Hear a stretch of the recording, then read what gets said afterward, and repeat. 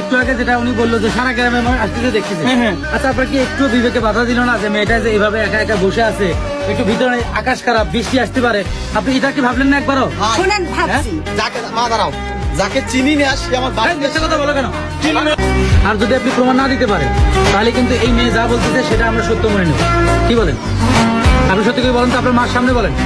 দেখছেন লজ্জা পাচ্ছে, বুঝলেন না? না না, শয়তানি ঢুকতে ভিতরে শয়তানি কি আগে এমন তখন কথা বলেন? আগে আমি প্রশ্নটা শেষ করি। আমার ছেলের ধরনের না। এই সত্যি করে বলেন তো, আপনি কি এই মেয়েটা চেনেন?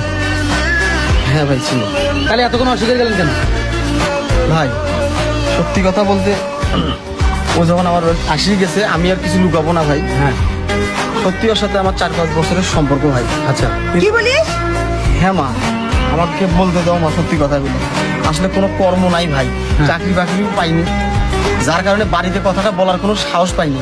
আচ্ছা, এখন যেহেতু ওই চলে আসছে, এই এখন তো তোমার কথাটা আমাদের বিশেষ হচ্ছে, যেহেতু নিজেও স্বীকার করলো। এমনি কি আপনি মন থেকে ওরা ভালোবাসছেন? হ্যাঁ ভাই, খুব ভালোবাসি। তাহলে